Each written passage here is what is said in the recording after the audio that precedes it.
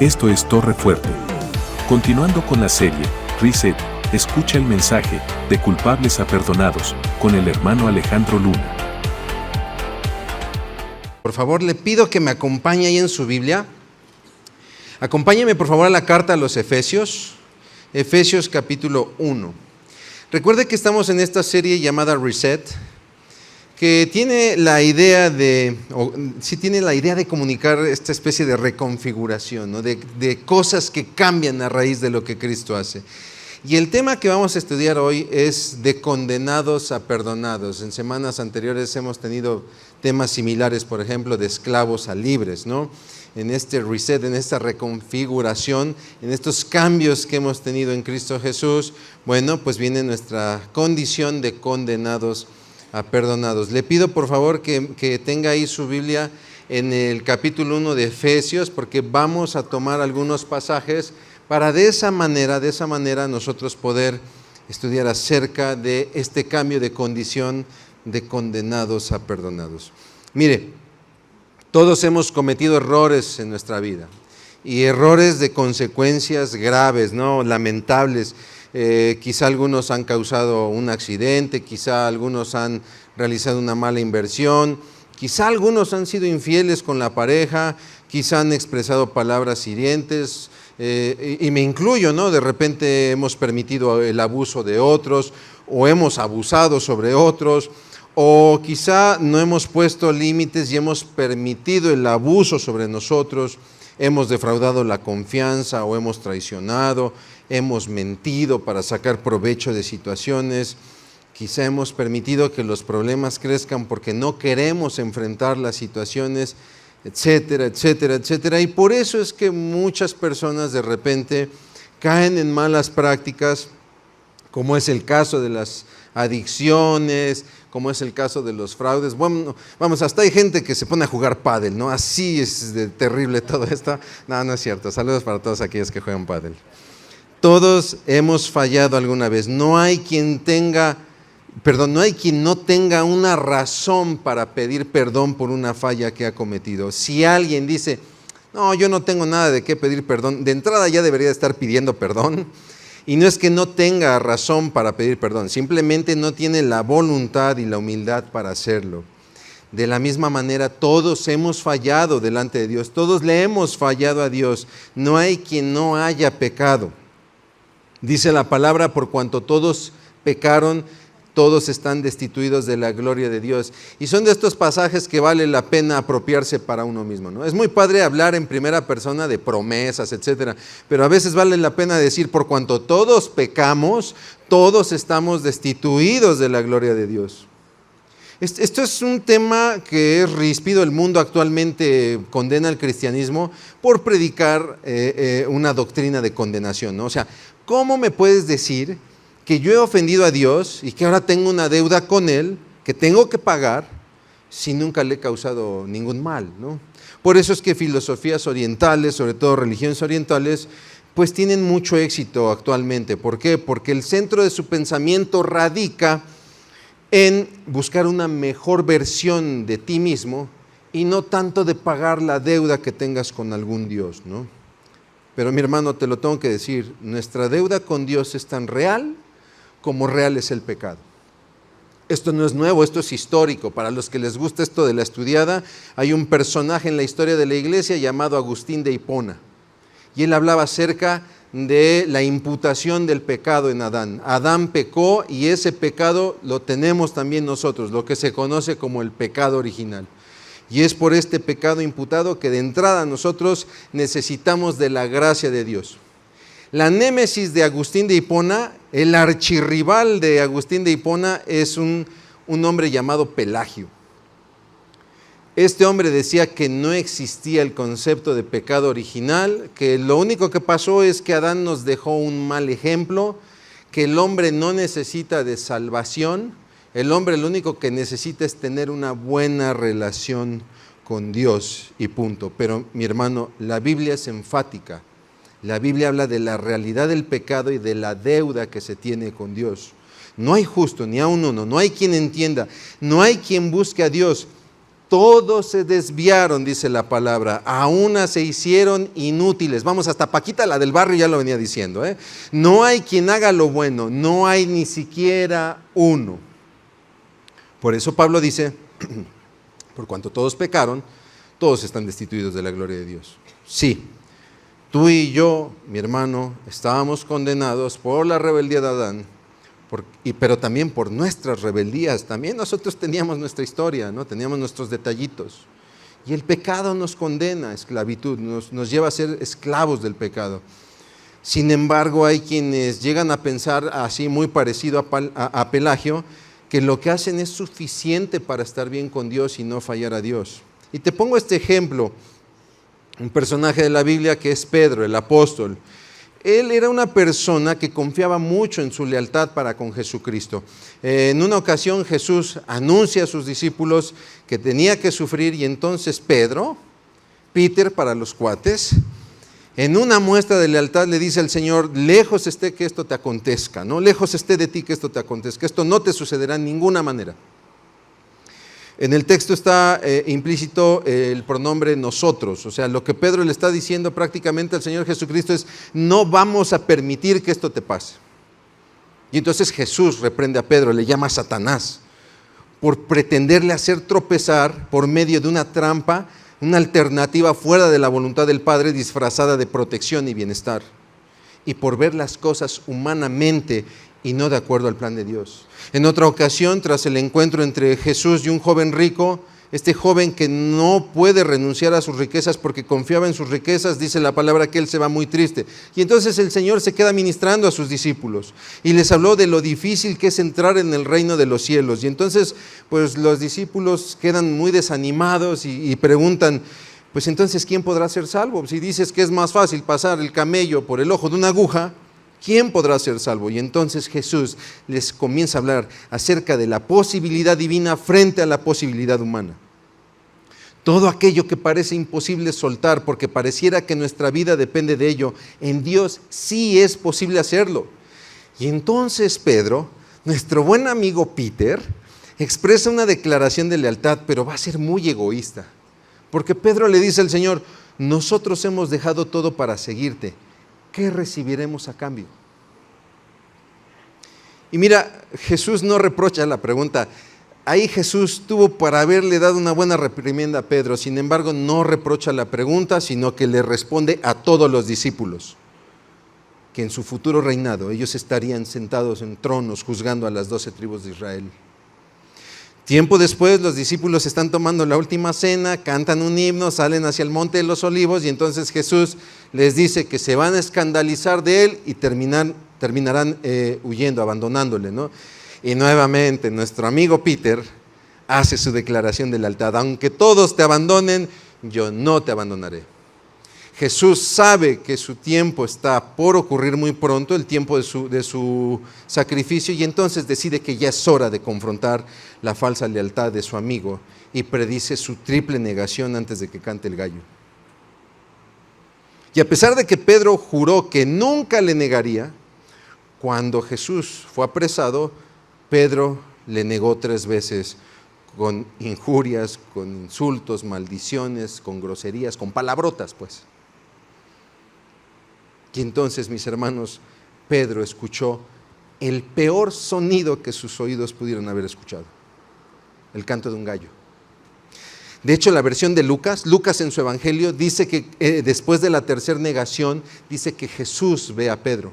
Se entiende que entonces cruzaron miradas y entonces Pedro recuerda la predicción de su maestro.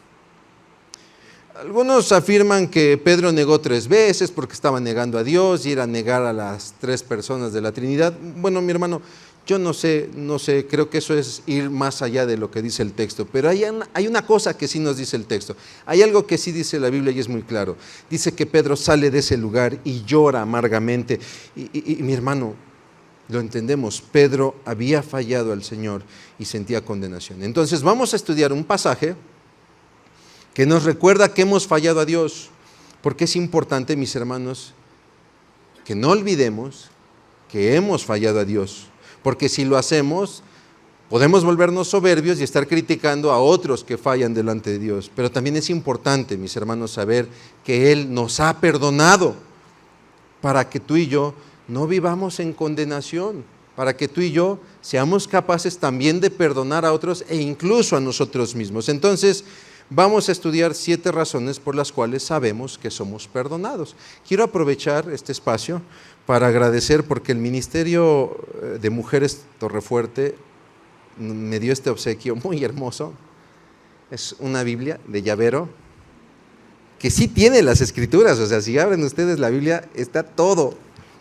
Entonces, por favor, acompáñame a Efesios 1. No, acompáñenme, por favor, a Efesios 1. Mujeres Torrefuerte, gracias por el detalle, qué lindo detalle, muchísimas gracias. Vamos ahí a Efesios capítulo 1 a partir del verso 3, voy a leer del 3 al 7, dice así: bendito sea el Dios y Padre de nuestro Señor Jesucristo, que nos bendijo con toda bendición espiritual en los lugares celestiales en Cristo, según nos escogió en Él antes de la fundación del mundo, para que fuésemos santos y sin mancha delante de Él, en amor, habiéndonos predestinado para ser adoptados hijos suyos por medio de Jesucristo, según el puro afecto de su voluntad, para alabanza de la gloria de su gracia, con la cual nos hizo aceptos en el amado, en quien tenemos redención por su sangre, el perdón de pecados según las riquezas de su gloria. La primera razón, mi hermano, por la que sabemos que somos perdonados es porque fuimos escogidos para ser santos. Dice el pasaje, según nos escogió en Él antes de la fundación del mundo, para que fuésemos santos y sin mancha delante de Él. ¿Y qué es ser santo? Ser santo es ser apartado para Dios. Y somos llamados a ser santos, ¿por qué? Porque Dios es santo. Ser santo no significa no equivocarse. Mi hermano, tú y yo la vamos a seguir regando. De hecho, hasta pareciera que es el deporte favorito de muchos de nosotros. Es como nuestro ministerio, ¿no? Mi ministerio es regarla en la iglesia. Entonces, es normal que muchas veces nos equivoquemos, porque ser santo no significa no equivocarse. Ser santo significa estar limpio, ser limpiado. Véalo de esta manera. Imagínese que va a tener una entrevista de trabajo, ¿sale? Usted va a tener una entrevista de trabajo o va a tener una reunión con un cliente importante, o quizá se ganó un premio y va a tener una reunión con su artista favorito, con su deportista favorito, ¿no? Ahorita que viene el mundial, ya hasta pusimos pantalla para los partidos. No es cierto. O los muchachos, ¿no? Van a tener una cita ahí con la que les roba sus oraciones, ¿no? O quizá un esposo va a celebrar su aniversario de matrimonio. Perdóneme, pero no se presentaría usted ante estas personas sin bañarse, con la ropa sucia y sin lavarse los dientes, ¿no? Aunque hay unos osados que lo hacen, los normales no lo harían, ¿no? Oigan, ¿y no vale Dios más que cualquier persona? Mis hermanos, somos llamados a estar limpios y puros delante de Él, porque Él es la limpieza y pureza total. La pureza de Dios le da la dignidad para que nadie manchado se presente ante Él. El pasaje nos dice que desde antes de la fundación del mundo fuimos escogidos para ser santos. Esto es lo que se conoce como la predestinación, es la doctrina de la predestinación. Y hay mucha discusión al respecto de este tema de la predestinación. La discusión no es si hubo elección de los que habrían de ser salvos antes de la fundación del mundo. Perdóname, eso está muy claro en el pasaje, lo acabamos de leer, lo tienes ahí en Efesios capítulo 1. La discusión es en torno a la oferta de la salvación, ¿no? Es decir, su alcance. Déjame, lo pongo de esta manera, con esta pregunta, ¿no? ¿Valdría la pena llevar el evangelio a las personas cuando en realidad Dios ya hizo su elección? Es decir, ¿de qué me sirve compartirle a alguien si Dios ya eligió que no va a ser salvo? Por más que le comparta no va a suceder. O por el otro lado, ¿de qué me sirve compartirle a alguien que de por sí va a ser salvo porque Dios ya eligió que sea salvo? Entonces, si es así, mis hermanos, pues ya cancelemos el proyecto de misiones, más corran al pastor de misiones. ¿Dónde anda el pastor de misiones? Que corran al pastor de misiones porque ya no tiene caso. No funciona así. Mis hermanos, la elección es cierto, es una realidad de Dios, pero ni tú ni yo sabemos quiénes son los elegidos y quiénes no. Algunos lamentablemente sí se atreven a juzgar quiénes son salvos y quiénes no, pero eso no es correcto. Nuestro propósito como iglesia, mis hermanos, no es determinar quién se va a salvar o quién no, sino que los que han sido elegidos, que no sabemos quiénes son, lleguen a la salvación que Dios les tenía prevista. Muchos piensan que la predestinación de Dios es injusta, ¿no? Es que es injusto que se salven unos sí y otros no. Bueno, déjame recordarte una cosa, mi hermano. Nosotros ofendimos a Dios, nosotros ofendimos a nuestro Creador y a nuestro sustentador, y toda ofensa merece un castigo. ¿Quieres que hablemos de lo justo? Lo justo es que nadie se salve. Lo justo sería que nadie fuera salvo. Ahí se quedaría cumplida la justicia. Pero, mi hermano, lo extraordinario no es que muchos se pierdan, lo extraordinario es que muchos se salvarán. Porque esa es la misericordia de Dios. El propósito de Pablo en este pasaje de Efesios, él no está dando este pasaje para que armemos aquí una discusión teológica, ¿no? Pablo escribe este pasaje para proveer seguridad en el corazón de los creyentes de que Dios les ha aceptado desde antes de la creación del mundo. Mi hermano, mi hermana, Dios ha pensado en tu salvación desde antes de crear al mundo. No me preguntes si eres elegida o no, porque yo no tengo esa respuesta. Pero lo que sí podemos saber por este pasaje es que el amor de Dios es tan grande que ha preparado su perdón para con nosotros desde antes de la fundación del mundo. Hermano, hermana, ¿de qué necesitas ser perdonado? ¿De qué necesitas ser perdonada? ¿Acaso sientes que has hecho algo que no merece el perdón de Dios? Mira, no importa la gravedad de tus pecados. La Biblia dice que si confesamos nuestros pecados, Cristo es fiel y justo para perdonar nuestros pecados y limpiarnos de toda maldad. Y este perdón es dado por Dios cuando aceptamos a su Hijo como nuestro Salvador. Dios es santo, mis hermanos, y nos llama a santidad, pero la gran noticia es que Él ha dispuesto la santidad desde antes de la fundación del mundo para todo aquel que busca a Jesucristo, quien es fiel y justo. El perdón es una realidad. Número 2, sabemos que somos perdonados porque fuimos predestinados para ser adoptados. Habiéndonos predestinado para ser adoptados hijos suyos por medio de Jesucristo, según el puro afecto de su voluntad, leíamos ahí en el pasaje. Francisco Lacueva es un gran teólogo. Yo te recomiendo que leas a Francisco Lacueva. Y él presenta en una de sus obras los 4 frentes por los cuales opera el pecado. El pecado ataca en 4 frentes al hombre, ¿no? Y por lo tanto crea 4 necesidades en el hombre. Ataca la santidad de Dios. El hombre ofende a Dios atacando su santidad. Entonces el hombre necesita algo que se llama propiciación, aplacar la ira del ofendido. Hace rato estábamos en un canto y no sé si observaron la letra, donde decía la letra que todo el peso de tu ira cayó sobre Jesús y por eso no temeré. El pecado contamina al ser humano, por lo tanto hay una necesidad de expiación. La persona necesita ser limpiada de esta contaminación. El pecado convierte al hombre en enemigo de Dios, por lo tanto el hombre necesita una reconciliación y convierte al hombre en esclavo, el esclavo del pecado, por eso es que el hombre necesita un rescate. Mi hermano, el sacrificio de Jesús cubrió todo esto. Déjame te lo pongo con esta ilustración. Imagínate que visitas un castillo, ¿sale? Y entonces te dan la oportunidad de entrar en la sala donde está el trono del rey y ahí en esa sala hay muebles costosos, y hay pinturas de la familia real. Pero resulta que hay una valla con un letrero que ordena mantener distancia y no tocar los objetos. De lo contrario, habrá una penalización e incluso hasta habrá tortura física. Pero tú quieres sentirte rey por un día, ¿no?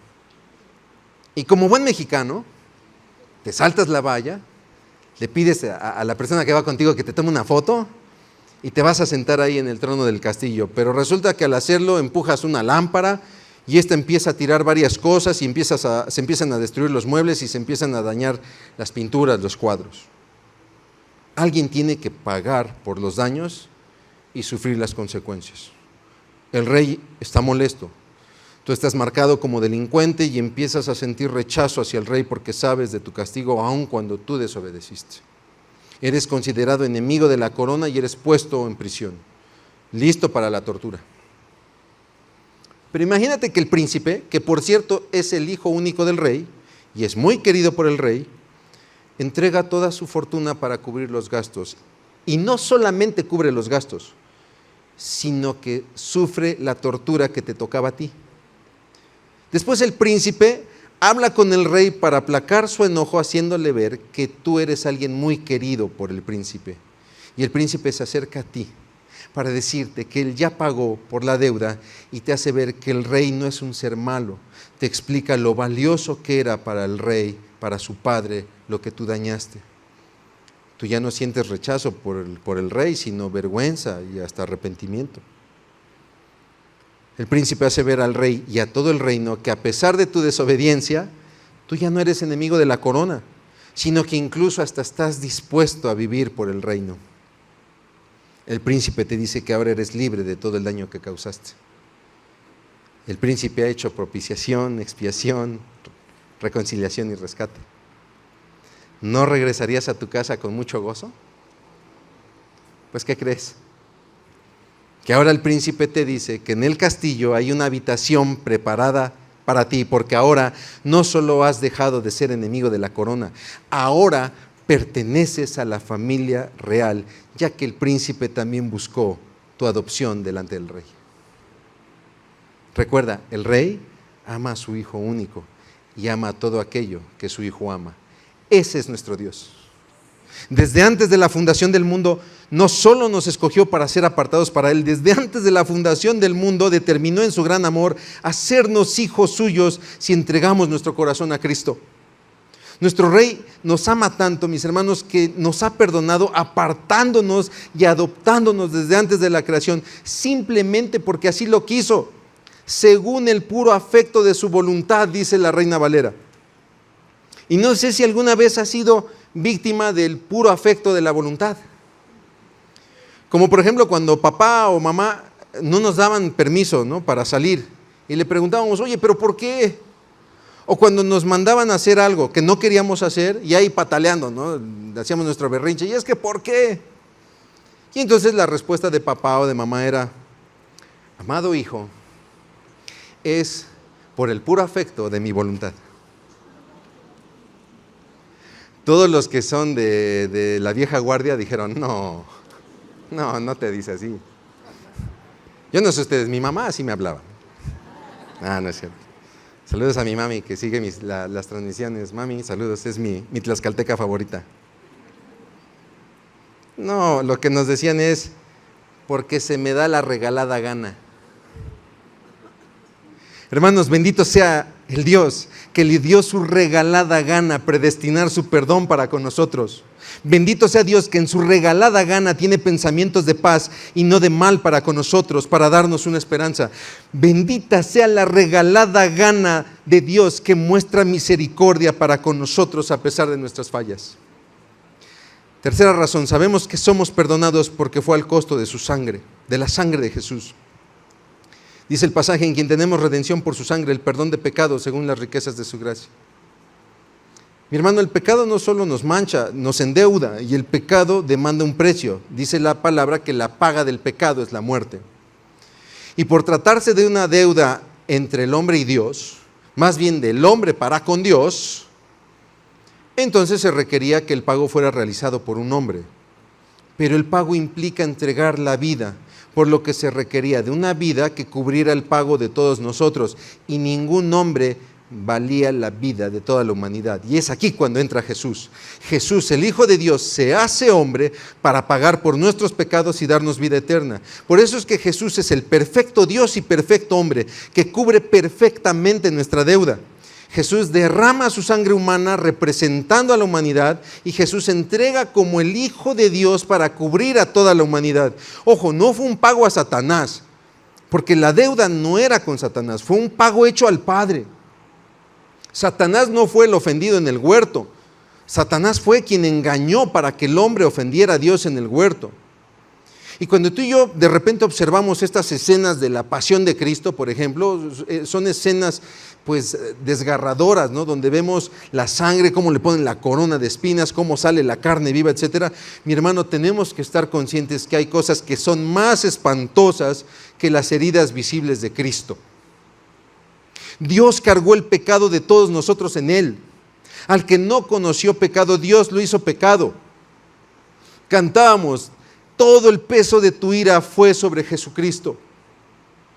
Cristo llevó nuestra maldición al ser maldito en el madero. Mi hermano, Él hizo todo ese pago con su sangre. Y aunque el Padre le entregó Entregó a su Hijo para verle con dolor sufrir. Mi hermano, el Padre quedó complacido con el pago entregado por su Hijo. ¿Y sabes por qué sabes por qué sabemos que el Padre quedó complacido con este pago? Porque le levantó de entre los muertos y ahora está a su diestra reinando.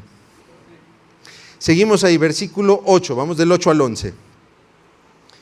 Que hizo sobreabundar para con nosotros en toda sabiduría e inteligencia, dándonos a conocer el misterio de su voluntad, según su beneplácito, el cual se había propuesto en sí mismo de reunir todas las cosas en Cristo en la dispensación del cumplimiento de los tiempos, así las que están en los cielos como las que están en la tierra. En él asimismo tuvimos herencia, habiendo sido predestinados conforme al propósito del que hace todas las cosas, según el designio de su voluntad. Cuarta cosa, sabemos que somos perdonados porque nos ha dado a conocer su plan divino. Ha hecho sobreabundar para con nosotros en toda sabiduría e inteligencia, dándonos a conocer el misterio de su voluntad. ¿Alguna vez han ido al súper con mucha hambre? Y de repente está una chica ahí con su charola, ¿no? Dando muestras. Y tú ves la gloria, ¿no? Y corres. ¿Y a qué te sabe ese rollito de jamón o ese pedacito de queso, de pan? Y ahí está la pobre chica viendo cómo devoras toda su charola, ¿no? Toma en cuenta que pues ella lo que quiere es venderte un producto. Pero te digo una cosa, mi hermano. Jesús no vino a este mundo a darnos probaditas de amor. Jesús no vino a vendernos el amor de Dios. Jesús vino a entregar su amor abundantemente. Y no solamente nos muestra su amor rescatando nuestra vida de la muerte eterna. Mira, nos guste o no, vamos a vivir el plan de Dios. Y aunque cualquiera me puede decir, pues yo no creo en Dios, pues eso no va a quitar el hecho de que vas a vivir el plan de Dios. Jesús demostró su amor para con nosotros, mostrándonos al Padre y mostrándonos los planes del Padre. Es como si tuvieras que presentar, ahorita que estamos en estas fechas, muchachos, ya vienen los exámenes finales. Piensa en la materia, esa materia que es muy complicada. Es como si el maestro te mostrara las preguntas que van a venir en el examen. Ojo, no estoy diciendo que el maestro te está dando las respuestas, porque es tu responsabilidad estudiar y responder el examen, pero al menos ya sabes de qué va a tratar el examen. Hermano, los últimos tiempos no van a ser fáciles, pero en Jesús conocemos el plan de Dios y conocemos a Dios mismo. No solo conocemos el examen, sino que conocemos al examinador. En la noche de Pascua, Jesús lavó los pies de sus discípulos y habló acerca de que tenía que padecer. Los discípulos estaban turbados, de repente Tomás le pregunta cuál será el camino que debían seguir y Felipe le dice, Jesús, muéstranos al Padre. Jesús le responde a Tomás, le dice que Él es el camino, la verdad y la vida y que nadie viene al Padre si no es por Él. Y a Felipe le responde, he estado con ustedes todo este tiempo y todavía no sabes quién soy. Los que me han visto, a mí, han visto al Padre. Entonces, ¿cómo me pides que les muestre al Padre? ¿Acaso no crees que yo estoy en el Padre y el Padre está en mí? Y escucha esto, las palabras que yo digo no son mías, sino que mi Padre que vive en mí hace su obra por medio de mí. Solo crean que yo estoy en el Padre y el Padre está en mí, o al menos crean por las obras que me han visto hacer. Mi hermano, muchos pueden leer la Biblia y muchos pueden estudiar la Biblia, pero solo aquellos que han recibido el perdón de Cristo entienden perfectamente el contenido del plan de Dios en la Biblia. Debemos sobreabundar, sí, en sabiduría y en entendimiento, pero no para presumir nuestro conocimiento, sino para entender el plan de Dios y desempeñar el rol que nos corresponde. Mi hermano, déjame decírtelo así, no estudiamos la Biblia para pretender ser alguien. Lo que voy a decir es muy crudo, pero es muy cierto. Estudiamos la Biblia porque en realidad, mi hermano, mi hermana, no éramos nadie. Y siendo nadie, ofendimos a Dios y aún así Dios nos perdonó. Ojo, estudiantes de la Escuela de Desarrollo Cristiano. Ojo, porque lo voy a volver a repetir. Estudiamos la Biblia porque en realidad éramos nadie. Y siendo nadie, aún así ofendimos a Dios. Y Dios nos perdonó. Quinta razón por la cual sabemos que somos perdonados. Somos perdonados porque nos ha hecho coherederos con Cristo. Dice el pasaje que tuvimos herencia, habiendo sido predestinados conforme al propósito del que hace todas las cosas, ¿no? A ver, Cristo triunfa sobre la muerte. Dios lo levanta de los muertos, lo eleva hasta el lugar de máximo honor. Y con el triunfo sobre la muerte, mi hermano, no solamente fuimos perdonados de nuestra deuda, y no solamente fuimos adoptados como hijos de Dios, sino que también ahora compartimos la herencia del reino del Hijo de Dios. Esto no quiere decir que vamos a ser reyes asociados con Cristo, porque perdóname, mi hermano, Jesucristo, y solo Jesucristo es el Rey de reyes y el Señor de señores. Pero en su misericordia Dios nos hace parte de ese reino. Compartir su filiación, es decir, el ser hechos hijos de Dios y su herencia, es una muestra, mi hermano, de que el perdón es una realidad.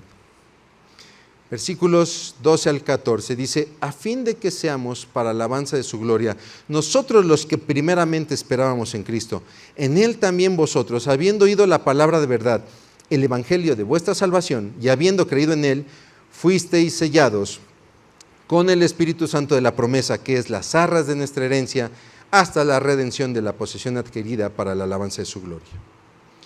La sexta razón por la cual sabemos que somos perdonados es porque hemos sido creados para la alabanza de su gloria.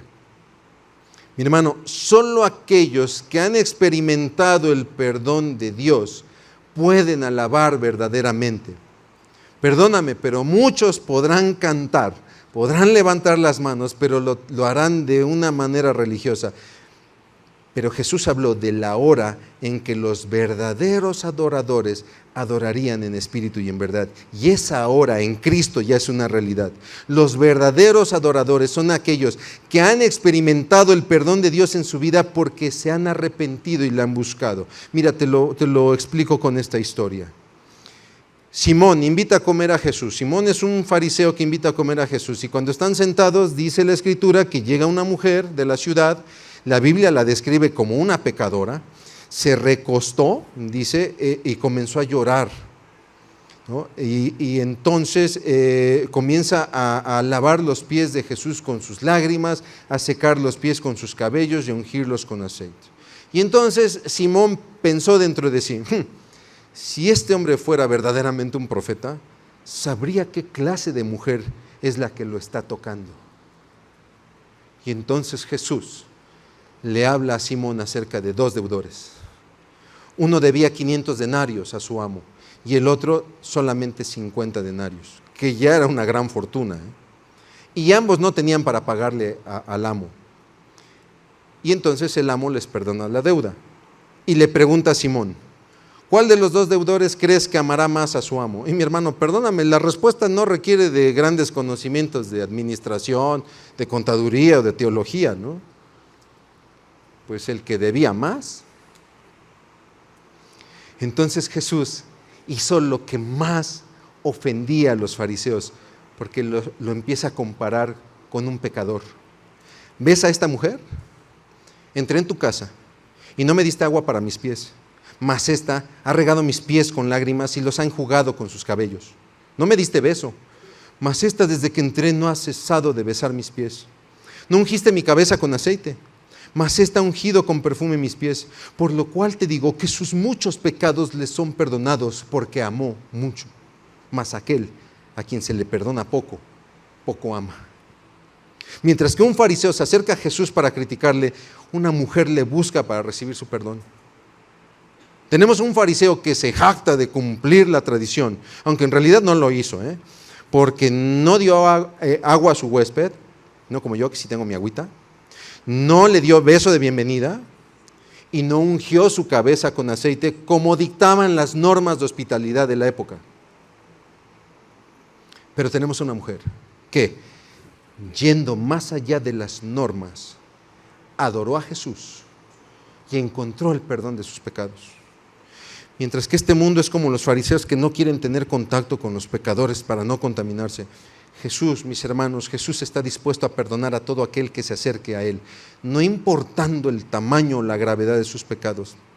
Mi hermano, yo no conozco el tamaño de tu pecado, pero la Biblia nos muestra el tamaño del perdón de Dios. Solo quienes han entregado su vida al Señor pueden adorar en espíritu y en verdad, porque saben que se les ha perdonado mucho. Número 7, la última. Sabemos que somos perdonados porque hemos sido sellados con el Espíritu Santo. Y aquí el pasaje usa dos elementos para ilustrar esta seguridad de perdón en todos aquellos que oyen el Evangelio y creen en él. Habla del sello y las arras. El sello tenía dos propósitos. Uno de ellos es que era una señal de propiedad, ¿no? Comúnmente se calentaba un trozo de cera, se escurría sobre un sobre y ahí se marcaba con un anillo la imagen o la firma del propietario, ¿no? Y eso daba un indicio de propiedad. Pero también era un recurso de protección. El sello, por ejemplo, no debía ser abierto por nadie que no fuera el destinatario. Es por eso que cuando sepultan a Jesús, Pilato manda a que pongan sellos en la tumba. Nadie debía de violar esos sellos. Mi hermano, el sello no es una marca de castigo, como se llegó a usar, por ejemplo, para los presos o para los delincuentes, ahí para marcarlos, ¿no? O como tú en tu libreta que te ponían un perico, ¿no? Platica demasiado. O la tortuga, trabaja lento, ¿no? No, mi hermano, el sello del Espíritu Santo es la señal de que pertenecemos a Dios. Y escucha esto, nadie tiene ni la autoridad ni la capacidad para violar el sello fuera de Dios. Nuestro perdón y nuestra salvación están protegidas por el sello del Espíritu Santo. Las arras era un pago anticipado para cerrar un acuerdo comercial que se llevaría a cabo posteriormente, era un anticipo. Y en los matrimonios arreglados, la familia del novio entregaba las arras para demostrar la seriedad y el compromiso de formalizar el futuro enlace. Mi hermano, el Espíritu Santo es la garantía de nuestro perdón y salvación.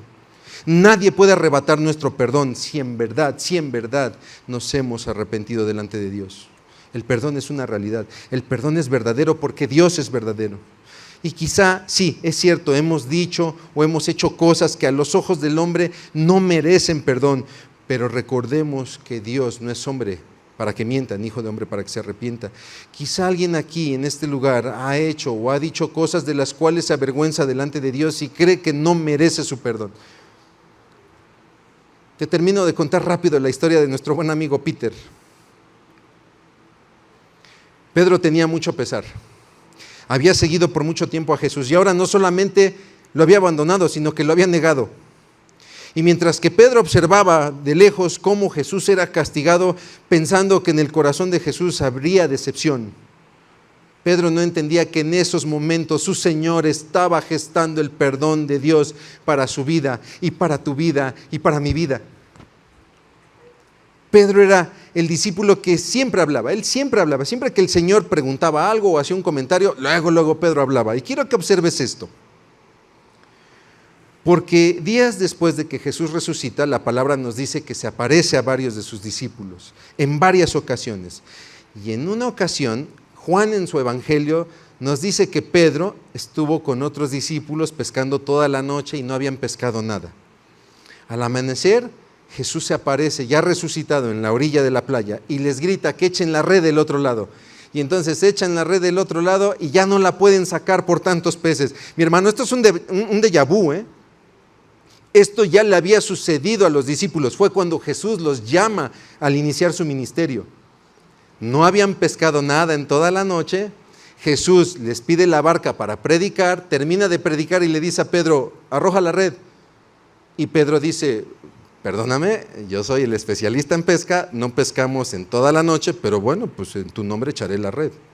Y la red se rompía de tantos peces. Es cuando Pedro cae en rodillas y dice, apártate de mí, Señor, porque soy un hombre pecador. Entonces, cuando vuelve a ocurrir esta situación, Juan le dice a Pedro, es el Señor. Y no sé por qué razón, no termino de entender por qué razón Pedro estaba desnudo pescando, porque dice la palabra que estaba desnudo, se pone su ropa, se tira al agua y se va nadando para alcanzar al Señor. Llegan los discípulos y entonces se juntan con el Señor y el Señor ya hasta les había preparado el desayuno. No sé, mis hermanos, si lo habían notado, pero desde que Jesús resucita hasta esta tercera ocasión que se les aparece, nuestro impulsivo parlanchín no había pronunciado ni una sola palabra a Jesús. Y creo que entendemos el porqué. Pedro sentía condena en su corazón por haber traicionado a su maestro. Pero ahora Jesús es el primero que habla. Simón, hijo de Jonás, ¿me amas más que el resto? Qué dura pregunta, mi hermano. para alguien que había jurado no abandonar a su Señor y lo terminó negando 3 veces. Pero ahora ya no vemos a un Pedro presumiendo su lealtad diciendo, oh Señor, yo te amo más que al que me pongas enfrente, porque yo lo he dejado todo por ti. Pedro solamente se limitó a decir, sí Señor, tú sabes que te quiero. Jesús hizo 3 veces la misma pregunta y junto con la pregunta hace la misma petición, cuida de mis ovejas, apacienta mis corderos. Era como si Jesús le estuviera diciendo a Pedro, Pedro, te amo tanto que te perdono y te voy a entregar lo que más amo. Te voy a confiar lo que más amo. Porque Jesús amaba a Pedro y le había perdonado verdaderamente. Pedro camina en este perdón. Pedro cuida a la iglesia. De hecho, le escribe a la iglesia, apacentad la grey de Dios que está entre vosotros, cuidando de ella no por fuerza, sino voluntariamente, no por ganancia deshonesta, sino con ánimo pronto. Y mi hermano, nadie como Pedro entendía muy bien lo que había detrás del llamado a apacentar la grey. Hermano, hermana, aunque pudieras pensar que tu falta es muy grave delante de Dios, Dios nos perdona a tal grado que nos da la bendición de estar en su iglesia para servir en ella, confiándonos lo que más ama, porque ese es el tamaño del perdón de Dios en Cristo Jesús. Si no entendemos la realidad de este perdón, vamos a terminar caminando en un cristianismo bajo falsas lealtades delante de los demás, pero en el fondo, mis hermanos, viviremos con un gran vacío delante de Dios. Por lo tanto, te invito a que busques y camines en el perdón de Dios. Te repito, yo no sé qué faltas has cometido en tu vida. Yo no sé si hay una situación que aún está pesando en tu corazón. Hermano, es que hay esto que no puedo olvidar. Hermano, es que hay esta condición que ni siquiera yo me puedo perdonar.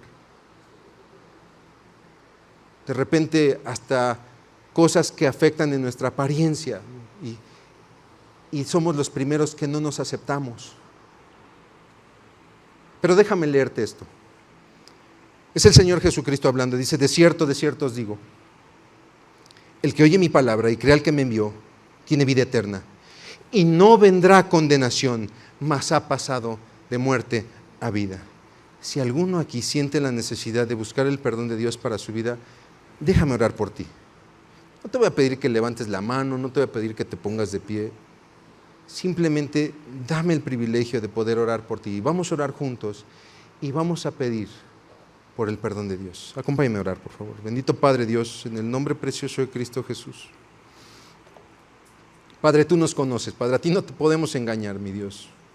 Y tú sabes que te hemos fallado, mi Dios. Y tú sabes, Padre, que también te hemos abandonado y también te hemos negado. Pero, mi Dios, queremos caminar en tu perdón. Y creemos que tú has dado a tu Hijo Jesucristo en sacrificio para ese perdón. Y queremos caminar en ese arrepentimiento. Nos duele el haberte fallado, nos duele el haberte negado. Y ahora queremos caminar con Cristo Jesús en el perdón, que es una realidad. Porque, Señor, lo has tenido en tu corazón desde antes de la fundación del mundo. Y por eso te damos toda la honra y toda la gloria en el nombre de Cristo Jesús. Amén. Mis hermanos, mi Señor Jesucristo viene pronto. Gracias por escuchar este mensaje de la Palabra de Dios. Para más información acerca de Torre, llámanos al 22 22 25 30 46 o escríbenos al correo info@torrefuerteid.org. Visita nuestra página web www.torrefuerteid.org. Te invitamos a seguirnos en nuestras redes, Facebook, ID Torrefuerte, Instagram, Twitter y Telegram. Torrefuerte ID. Dios te bendiga.